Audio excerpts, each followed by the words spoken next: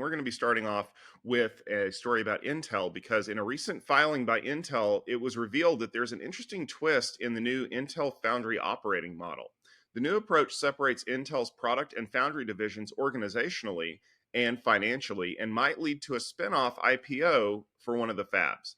It certainly allows for more flexibility in sourcing and manufacturing, positioning Intel to reclaim leadership in process technology against some of the biggest competitors in the world, like TSMC. What do you make of this twist in this continuing fab strategy and story, Stephen? Well, I'm no financial analyst. Let's focus on that first. And again, this is just the latest in the continuing Intel Fab saga that we have covered here at the Rundown. But I wanted to talk about this from a bit more of a technical perspective.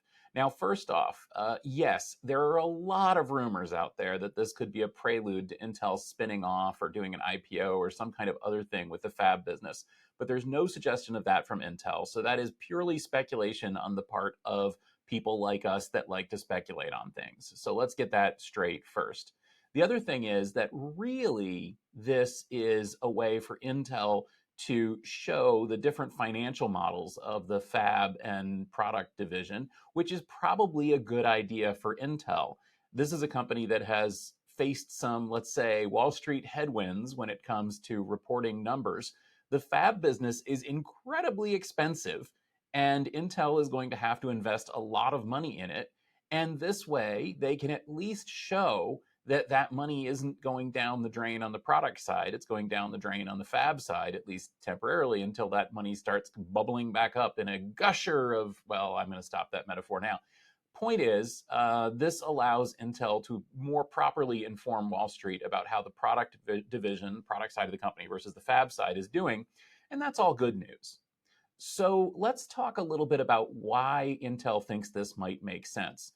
So one of the things that Intel showed in all of this financial talk was a little bit more nuts and bolts about how and when these new process nodes are coming. And that actually is pretty informative because it shows, for example, that Intel expects that it is going to be on par in terms of competitiveness with TSMC through maybe the next generation, but that it'll pull ahead technologically after that. How Intel is going to do this? Well, according again to reading the tea leaves and the graphics in these slides, Intel believes that their 18A and 14A process nodes are going to be more efficient than anything that TSMC can deliver. And most importantly, Intel feels that its packaging advantage will allow it to firmly get ahead of TSMC. If we live in a chipset world and Intel is a chiplet world, and Intel is a chiplet leader, then Intel will be able to deliver products that no other company could be able to touch if they are able to execute on their vision here with the Foundry Operating Model. On the other hand, if Intel is unable to deliver on their vision, this actually could set the company up for some kind of a fabless type split like AMD did many years ago. And that would enable Intel to have a future beyond their fab ambitions.